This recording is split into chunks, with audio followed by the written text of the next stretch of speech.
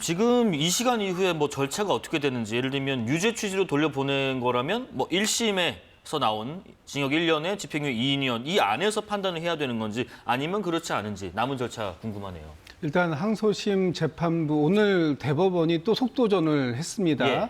어제 판결을 내리고 나서 바로 오늘 서울 고법으로 이 자료들을 다 보냈습니다. 네. 그 얘기는 빨리 서울 고법에서도 이 그 판결을 마무리 지어라 뭐 이런 취지로 이해가 되는데 지금 중요한 것은 공정성입니다. 이 지금 충분하게 절차의 공정성을 담보해 주시는 부분이 필요하다고 저는 보는데 네네. 일단 항소심에서 지난번 이재명 후보의 판결을 담당했던 6부는 제외가 될 것 형사 같고요. 6부는 제외가 될것 형사 같죠? 6부는 제외되고 예. 지금 이제 담당할 수 있는 부분이 형사 2부, 형사 7부 두 개 부서가 있는데 이 중에 이제 한 개 부서로 아마 다시 사건이 배당이 되게 됩니다. 네. 이 배당이 되게 되면 그때부터 이제 심리를 다시 항소심을 진행하는 겁니다. 그런데 물론 이 항소심이 짧게 끝날 수도 있습니다만 사실심이기 때문에 또 필요한 다른 그 사안들에 대한 이 변호인들의 또 이 신청도 있을 수 있기 때문에 그런 걸 지켜봐야 되고요. 네. 좀 전에 이제 형량 관련된 부분을 말씀 주셨는데 네네. 지난 1심에서는 징역형이 나왔고요. 징역 1년에 집행유예 2년이 나왔지 않습니까? 그리고 항소심 재판부에서는 무죄를 선언했었는데 네. 이것이 이제 유죄 취지로 다시 넘어왔기 때문에 이제부터는 유죄를 전제로 한 아마 형량을 그 평가해야 될 겁니다. 근데 형량에 대해서는 지금 뭐 새로운 재판부가 어떻게 평가할지는 모르겠습니다만 어쨌든 뭐 지금 유죄 취지라고 하니까 100만 원 이상이 될지 또는 100만 원 이하가 될지 이 점에 대해서는 좀 봐야 될 필요가 있겠다라는 생각이 들고요. 네네. 뭐 말씀드린 김에 한 가지만 더 말씀을 드리면 네. 어제 대법원에서의 이 파기환송이 사실 뭐 대법원의 그 판단을 저희가 존중해야 됩니다. 그렇지만 그럼에도 불구하고 매우 유감스러운 부분은 있다. 이런 말씀을 좀 드려야 될 것이 어제 나온 이 내용을 보면 네네. 이 표현의 자유를 사법부가 해석하고 관리해서 제한할 수 있는 그런 부분들이 너무 크게 열린 것 아니냐. 왜 제가 이 말씀을 드리냐 하면 어제 이 부분에 대해서 대법원에서 12분의 재판관 중에 2분이 반대 의견을 피력하셨고 그 부분이 이제 결정문에 수록이 되어 있는데 네네. 여기에 보면 이런 부분들이 있습니다. 그동안 대법원이 이 정치적 표현의 자유를 넓게 해석해 왔던 관례들 그리고 특히 이 허위사실 공표와 관련돼서 이 부분에 대해서 지속적으로 이 최대한 표현의 자유를 보장해 왔던 이 판례들을 써왔는데 이 판례들을 상당히 뒤로 후퇴시키는 그런 결과를 가져온 것 아니냐라는 부분에서 일단 그 좀 우려점이 분명히 있다라는 네. 말씀을 좀 드리고 네네. 또 선거의 공정성을 이유로 이 선거 행위에 다수가 개입되는 이런 것이 사법부의 정치화를 가져올 수 있는 거 아니냐. 예를 들면 누군가가 이 후보자의 발언을 문제 삼고 그것을 고발하고 그것을 검찰이 기소하는 단계까지 이르게 된다면 아마 앞으로는 모든 후보자의 발언 한마디 한마디가 다 이 사법부의 심판의 대상이 될 가능성이 매우 크다. 그런 점에서 봤을 때 네네. 이 대법원의 반대 의견에도 그 수록이 되어 있습니다만 이 앞으로 이 사법부의 정치화 이런 부분들이 더 커질 가능성 이런 부분들에 대해서는 매우 유감적인 그 판결이다 이런 네. 말씀을 안 드릴 수가 없을 것 같습니다. 송국권 평론가께도 그러면은 어제 판결에 대한 어떤 평가와 함께, 그렇다면 이제 좀 속도를 내고 있는 상황에서 이 대선 전에 이 신속 심리 방침을 강조한 대법원인 만큼 이 확정이 가능한지도 한번 들어보겠습니다. 의견을. 어제 판결은 명확하죠. 이 뭐 여러 가지 분석도 나오고 하지만은 저는 법조인이 아니지만 딱 하나예요. 모든 이 정치인들은 정치인들의 한 말, 특히 선거 때 한 말은 이것을 정치인 입장에서 후보자 입장에서 그 관점에서 보면 안 되고 법원 입장에서도 보면 안 되고 유권자가 어떻게 받아들이는지 봐야 된다는 거예요. 네. 그리고 이 말을 자르지 말고 2심처럼 자르지 말고 전체 맥락을 봐야 된다. 그래서 1심에서 징역 1년 집행유예 2년 나온 것과 거의 같은 논거였어요. 그 같은 논거로 나왔기 때문에 그리고 또 그것이 10명이잖아요. 네네. 10명 10대 1로 나왔지 않습니까? 그 상황이기 때문에 저는 뭐 적절한 그 2심 재판부의 잘못을 제대로 지적을 했다고 보는 것이고 자 이제 이렇게 되면은 어찌 사실 파기환송을 하면은 우리나라 3심제라고 하는데 실제로 5심제가 돼버려요. 고법에 다시 가잖아요. 그렇죠. 네 번째 가고 고법에서 다시 또 대법을 가서 최종 결정이 나야 돼요. 예, 예. 지금 상황은 어떠냐 하면은 오늘도 그 바로 이 저 재판 서류를 송달을 오늘 하루 만에 했지 않습니까? 네. 하루만 하면은 30일 이내 6월 3일 전까지 저는 그 고법의 파기 그 환송의 결론은 나올 거라고 봅니다. 일단 이것은 무죄로는 못해요. 유죄가 이제 기속이 돼 있기 때문에 유죄를 해서 뭐 100만 원 이상이나 100만 원 미만이나 뭐 이런 말이 있지만은 뭐 또 조금 전에 말씀드린 대로 1심하고 똑같이 대법원이 그 판결을 했다면은 네네. 그 형량도 그 80만 원 이렇게 하기는 상당히 어려워지겠죠. 그런데 그게 언제까지냐 하면은 이게 그 대선 전에 고등법원의 파기환송심은 나오지만 이것이 다시 대법원에 가서는 대선 전에 나오기가 어렵거든요. 이게 또그 이재명 후보가 다시 이것을 재상고를 하겠죠. 재상고하면은 재상고를 7일 내에 해야 되니까 7일을 이제 끌 거예요. 네. 그다음에 재상고 이유서를 또 20일 내에 작성을 해야 되니까 20일을 또 끌면은 그거면 27일이 되지 않았습니까? 지금 한 달 남짓 남았는데 그래서 고법에서 결론이 나온 그 상황에서 아마 대선이 치러질 가능성이 높고 그렇다면은 이재명 후보는 그때까지는 법적으로 피선거권이 남아 있으니까 출마를 하겠죠. 출마를 하는데 네. 그러면 유권자들이 이제 이것을 어떻게 판단할 것이냐. 특히 헌법 84조에 바로 이제 걸리는 문제가 이 대선 직후에 만약에 이재명 후보가 당선이 된다면은 네. 만약에 그 헌법 84조에 의해서 이것을 확대 해석을 해서 재판을 중단시킨다. 이 논란이 일어날 것이고 상당히 좀 혼란이 일어날 것이다. 예, 예. 그리고 대법원이 사실상 대법원까지 가서 유죄 취지로 이 판결을 했기 때문에 이것이 그 유권자 그쪽에서 지금 중도층이 어떻게 움직일 것이냐. 네. 굉장히 큰 변수가 하나 생겼다고 봅니다. 투표의 예, 변수. 알겠습니다. 이재명 후보의 그 선거법 항소심 재판부가 무죄 판결 내리면서요. 이학수 정읍시장의 허위사실 유포에 대한 대법원 판결문에 6차례 직접 인용을 했는데 대변인님 지금 6개월 된 최신 판례로 두 사건이 판박이 판례라고 하는데 대법원이 이번에 다른 판결을 내린 이유는 뭘까 싶습니다.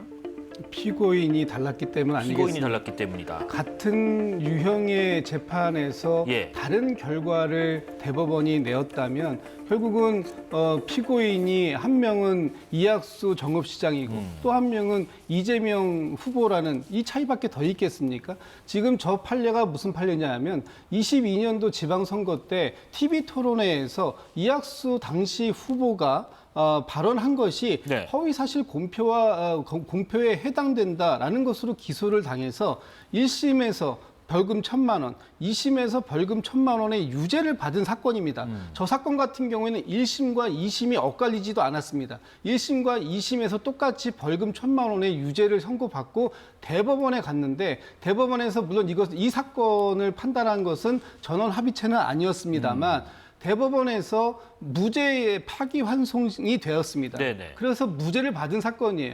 그리고 저기에서 대법원이 뭐라고 얘기했냐면 진실과 약간 차이가 나거나 다소 과장된 표현이 있다고 하더라도 이것을 허위 사실로 볼 수 없다. 이것이 가장 최근에 정립된 이 대법원의 판례입니다. 하지만 아까 말씀하신 것처럼 이게 당사자나 재판부의 시각이 아니라 유권자의 시각에서 받는다고 이번엔 해석을 했더라고요. 지난 항소심 재판부도 같은 표현을 했어요. 그런데 지금 이번에 마치 대법원 전원 합의체에서만 새롭게 그런 기준이 확립된 것으로 말씀 주시지만 그것은 아니었다. 네. 그래서 제가 지금 이 말씀을 드리는 이유는 뭐냐면 지난 최신 판례가 만들어졌다면 가장 최신에 만들어진 판례를 기준으로 해서 판단들을 해야 되는데 과연 이번 전원 합의체에서는 그런 그 기준점들이 있었는가? 아까 제가 모두에 말씀드릴 때 이번 대법원의 판단을 존중해야 됨에도 불구하고 네. 이 문제가 있어서 유감이다라고 밝힌 부분 중에 제가 그런 말씀을 드렸습니다. 분명히 퇴행적이었다. 이제까지 표현의 자유를 확대해 왔던 그런 대법원의 판례들, 정착되어가는 판례들이 다시금 뒤로 많은 부분 퇴행적인 그런 퇴보를 겪었다라고 한다면 이번에 물론 전원 합의체에서 뭐 10분의 재판관님들께서 다수의 의견으로 이것을 얘기했다고 하지만 이것이 과연 이 표현의 자유라는 측면에 봤을 때 대법원이 내려야 했던 결정이었는가 하는 데에는 저는 상당한 이견이 있다라는 말씀드리고 네. 그 외에 이게 정말 순수한 법논리나 법 적용이나 이런 부분 그리고 앞으로 표현의 자유가 가야 할 방향을 대법원이 제시하는 것 외에 혹시라도 대법원이 이번 조기 대선 국면에서 너무나 많이 일반 국민들의 민주적인 선출권에 개입하려고 했던 의지는 있었던 건 아닌가 이런 의심을 할 수밖에 없는 상황이고 그런 부분들에 대해서 민주당 또는 다른 지금 야권에 있는 정당들이 문제 제기를 똑같이 하고 있는 것이다 이런 말씀 좀 드리고 싶습니다. 두 분 모두 이제 대법원의 판단을 존중한다라는 전제 하에서 이제 유감적인 내용을 말씀하셨고 송 평론가께서는 그렇지 않은 이유를 말씀하셨는데 보태실 말씀이 있으신가 보죠? 그러니까 이 부분에 예. 그 정업시장 이 문제가 조금 전에 말씀하셨지만은 대법원 소부에서 했어요. 2부에서 그때 어떤 판례를 남겼느냐 하면은 의심스러울 때는 피고인에 유리하게 하라 이거예요. 네. 그래서 피고인에 유리하게 하라 이것을 똑같이 최원정 재판부 그 2심 재판부에서 그대로 받은 거예요. 이재명 후보에 대한 2심 재판부에서 의심스러울 때는 피고인에게 유리하라 이렇게 해서 이제 판례를 만들었잖아요. 그 판례를 가지고 인용을 했고 그때 최원정 재판부에서는 그것뿐이 아니고 그때 이재명 후보가 경기도지사 선거 때 그때도 선거법 위반으로 대법원까지 갔잖아요. 그런데 그때 뭐 소극적 거짓말, 적극적 거짓말 이런 식으로 이야기가 나왔는데 예. 소위 말하는 재판 거래 의혹이 있는 그 판결이죠. 그것까지 이제 가져가서 판례를 했습니다. 네. 그런데 원래 이재명 후보에 대한 재판도 똑같은 소부로 갔어요. 2부로 갔었어요. 그런데 그것을 2시간 만에 조희대 대법원장이 전원 합의체로 돌렸죠. 그렇습니다. 전원 합의체로 돌리는 경우는 소부에서 자체적으로 봤을 때 한 명이라도 반대하면 전원 합의체로 가는 것이고 아니면 대법원장이 직권을 하는 경우는 판례 변경이 필요할 때입니다. 판례 변경이 필요할 때. 네네. 그래서 이 판례가 새로운 판례를 만들어야 된다는 그것 때문에 전원 합의체로 갔고 예. 새로운 판례가 만들어진 것이죠. 그것은 이미 구판례가 됐고. 네네. 그래서 조금 전에 말씀드린 대로 그때 소부 2부에서는 의심스러울 때는 피고인에게 유리하게 해야 된다 이렇게 했고 그것을 최원정 재판부가 받아들였는데 이번에 새로운 판례에서는 정치인의 허위 발언은 일반인보다 더 엄하게 책임을 물어야 된다. 이런 새로운 판례를 만든 겁니다. 알겠습니다. 그러니까 이제 최신 판례에서 퇴행이 된 것 같다는 의견이시고 최신 판례에서 최최신 판례가 나왔다는 말씀이신 것 같아요. 자, 이것도 한번 살펴볼게요. 헌법 제84조입니다. 내용 잠깐 보면요. 대통령은 내란 또는 외환외죄를 범한 경우를 제외하고는 재직 중 형사상의 소추를 받지 아니한다라는 내용인데 어제 판결에서는 대법원에서 이와 관해서 별도의 해석을 하지 않았습니다. 지금 저 법에서 밑줄 그어진 이 소추라는 부분에 있어서 여러 전문가들이 해석을 엇갈리게 하고 있는 것 같은데 이게 좀 사상 초유의 사태이다 보니까 전례도 없고 그런데 양측 해석은 좀 다를 것 같아요. 일단 이번에는 송국건 평론가께 먼저 좀 여쭤볼게요. 소추의 의미를 어떻게 해석하는 게 좋을 이게 것인가? 소추 의미를 지금 이재명 후보는 예. 그전에 김어준 씨 방송에 나왔을 때부터 계속 이제 재판이 중단된다고 이야기를 해왔죠. 저도 이게 이제 법적으로는 여러 가지 법조인들이 이야기하지만은 소추가 도대체 한글로 풀이하면 뭘까? 이렇게 보니까 한자를 제가 풀이를 해보면은 네. 소를 들어 올리는 거예요. 네. 소를 들어 올리는 겁니다. 소를 제기하는 거죠. 직역하면 그렇죠. 그렇죠. 네. 그런데 이재명 후보는 이거 소를 계속 끼어간다로 해석을 하거든요. 그래서 이거 국어 사전적으로는 제가 아무리 봐도 이것은 기소를 못한다는 것뿐인데 네. 이거 법적으로 그 전에 또 홍준표 전 후보가 지난번에 2017년 대선에 출마했을 때는 또 거꾸로 상황이 있었잖아요. 그때 성한종 리스터 그것 때문에 네네. 재판을 받는 중이었으니까 그때는 민주당 쪽에서 이 홍준표 후보가 대통령 돼도 바로 이 재판이 끝나면은 재판에서 유죄 판결 받으면 나간다고 그때 그렇게 이야기를 했어요. 그리고 지금 또 새롭게 나온 것 중에 같은 헌법 안에 68조 2항에 이런 조문이 있습니다. 뭐냐면은 대통령에 대해서 대통령 거리가 됐을 때 네. 90일 이내에 선거를 하는 경우가 있잖아요. 이번처럼 이 경우를 이야기를 하면서 대통령 당선인이 사망을 했거나 판결로 인해서 유죄 판결을 받았을 때 이게 있어요. 판결이 있다면 재판이 진행이 돼야지 판결이 있지 않습니까? 예. 그래서 새로운 그것도 허영 교수가 이야기를 한 건데 그런 것들을 종합적으로 보면은 저는 재판은 진행되는 건 계속 돼야 된다는 쪽에 물론 저번에 유권 해석을 어느 언론사가 이 헌법재판소에도 유권 해석을 의뢰를 하고 네네. 대법원에도 하고 법제처에도 했지만 아무도 그 책임 있는 답변을 하지 않았다고 하거든요. 그것이 이게 굉장히 큰 논란거리로 남는 거죠. 김죽 대변인 이게 아무래도 이제 우리가 이재명 후보가 당선됐을 때 어떻게 이 소추를 해석할 것인가 때문에 얘기를 하는 것 같은데 의견 들어보겠습니다. 저는 이 헌법 84조를 어떻게 해석할 것인가. 그러면 이 헌법 84조를 만든 입법 정신은 뭘까? 헌법 정신은 뭘까? 저는 그 부분은 저 뒤에 소추라는 것도 있지만 소추보다는 그 앞에 내란 또는 외환죄를 범한 경우를 제외하고는 여기에 있다고 봅니다. 왜냐하면 네. 대통령에 대해서 특별히 불소추 특권을 준 이유는 대통령 직의 안정성을 보장하기 위해서다라고 보여집니다. 네. 대통령을 수행하는 동안 내란 또는 외환죄라는 아주 중대한 사실상 국가를 전복시키려고 하는 행위를 하지 않았다면 대통령직에 있어서 대통령직을 수행하는 그 대통령직을 보호해야 된다라는 것이 이 헌법 84조의 저는 헌법 정신이라고 생각합니다. 방점은 소추를 받지 않는다가 아니라 그 앞에 있다. 네. 그리고 네. 소추를 설령 받는다고 하더라도 예. 이 소추를 지금 이 기소만 의미한다 이렇게 그 축소 협소하게 해석하는데 저는 소추를 광의적으로 해석해야 된다고 봅니다. 왜냐하면 기소를 하는 것의 목적은 무엇입니까? 재판을 받고 재판 결과에 따라서 처벌을 목적으로 하는 것 아닙니까? 그런데 소추받지 않는다라고 하는 것은 일단 대통령직에 있는 동안은 그런 처벌의 대상이 되지 않는다라는 것으로 이해하는 것이 맞다라고 보여지고 예.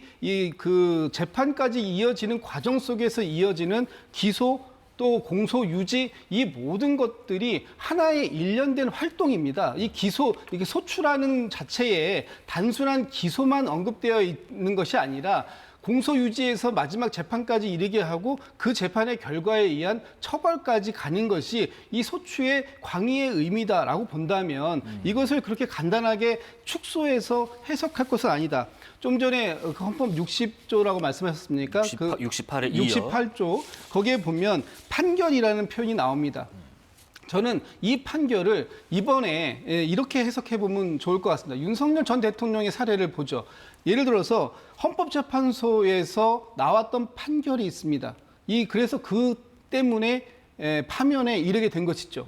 또 이 지금 형사법적으로도 내란죄와 외환죄가 있다면 이 부분에 대해서는 형사법적으로 재판받게 되어 있습니다. 그리고 거기에서 나오는 판결에 따라서는 분명히 그 파면에 이르는 이런 상황들 혹은 그 내란죄 같은 경우에 형량은 사형, 무기징역, 무기금고밖에 없는 매우 중대한 형입니다. 그 형을 실제로 받게 된다면 당연히 대통령직의 수행이 어려워지겠죠. 그렇기 때문에 이 헌법 84조는 대통령직 수행에 대한 최대한의 안정성을 보장한다는 취지에서 예. 해석하는 것이 맞다 이렇게 보고 있습니다. 조금 그것이 헌법계의 다수설이다. 저는 그런 말씀드립니다. 네.